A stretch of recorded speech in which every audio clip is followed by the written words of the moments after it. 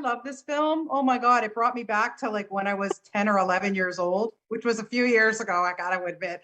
But it reminded me of when I would just feel carefree with my girlfriends, we're kids. We didn't have a lot going on and we had fun. But these girls have stuff going on. So, like, I wanted to ask you first, what was it about this story? Like, did you see yourself in any of these young girls?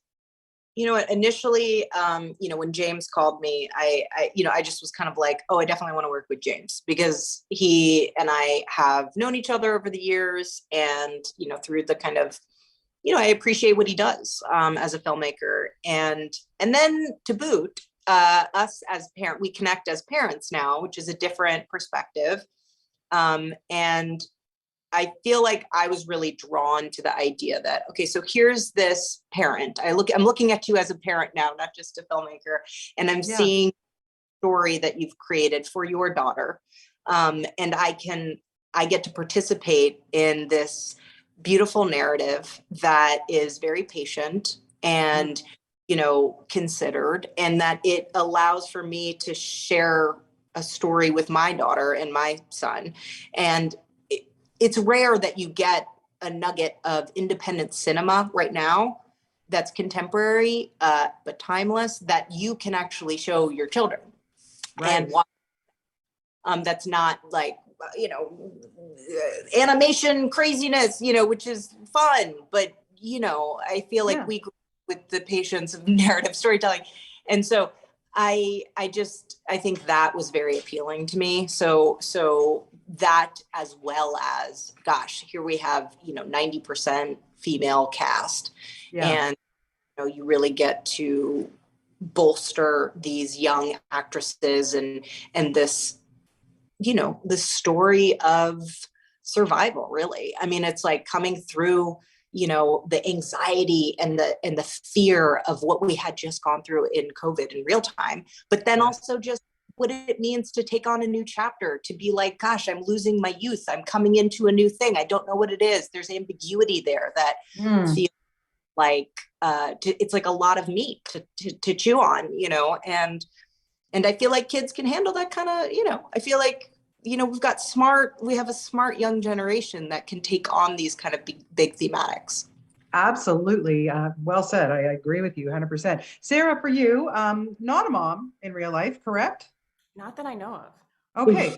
Yeah. So no secret kids. Okay. That's good. But what I love a lot about this film is how the adults connected like so perfectly the casting with their on-screen daughters. And I wanted to ask you, tell me a little bit about bonding with yours, and what was it about playing this role and playing this mom that kind of you thought, yeah, I got to do this.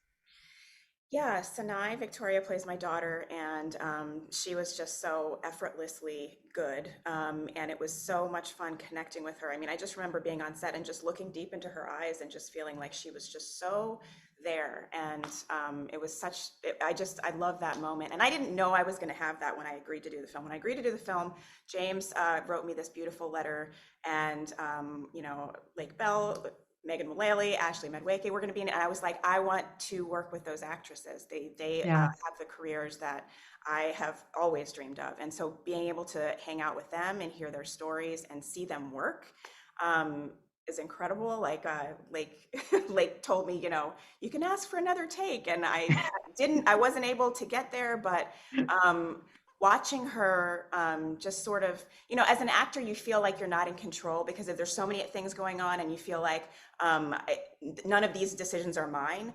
But watching her and seeing her really take charge of her moments was just awesome. And so I knew I was going to learn a lot, but I didn't realize how much I was going to learn and how much I was going to bond with everyone on set. It was just such a loving, beautiful first movie set for me to be on, and I'm so thankful that I got to do it. Yeah, you did a really, really great job. So, like, I gotta say, you really rock the policewoman uniform. Is this something that we might be seeing you wearing more of? Or did you get to keep it? I feel like Lake Bell in a police uniform is going to sell this movie. So we just need to say that over and over and over again. I'll see in the movie. It's not that sexy. Like, it's a It's very, sexy, everybody. It no, is sexy. You look great in it. it's very literal. It's Oh. it's very real. So I remember putting it on and I was like, okay. You know, like it was like, you know, if you're really in a police, an actual police officer's uniform, it's not like, hey, you know, hey. Yeah, it's not not striptease. Yeah, no. No, No. it, guys, it's itchy. It, you know, it is very straight. I keep doing this shape. This, it's just, Yeah, yeah. I it's can imagine. a column of blue. And then right where you think, okay, there's the waist. No, not No. today. It's just like a lot of gear. And so, That's the one thing that I loved about that choice. what?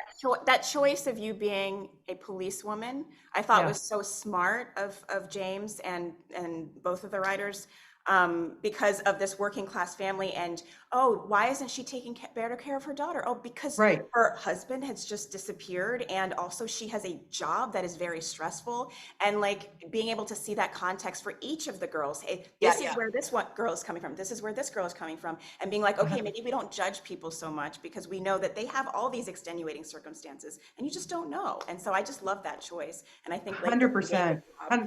Yeah, I agree with you. Okay, so Sarah, I gotta thank you because you kind of saved my life over COVID. Your videos were freaking hilarious. And you know, your Trump stuff, like honestly, it just made me laugh so much. Did you ever think that was gonna like blow up like it did? And now look at you, you're getting roles in films and things. Amazing. Yeah, no, I had absolutely no idea. You know, I was just trying to go viral, as the kids all want to do.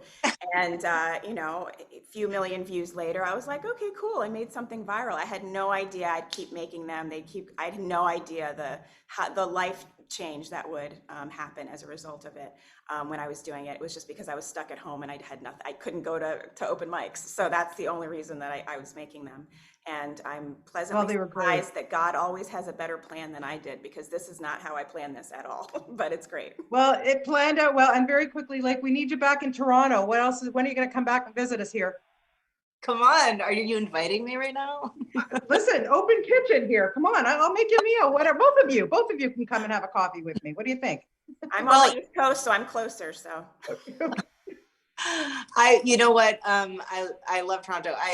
You know, when the second I have some stuff coming out in November. So maybe I'll right there.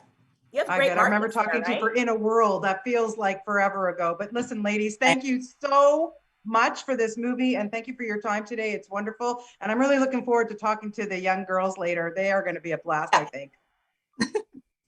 Have fun. Okay, bye-bye. Bye.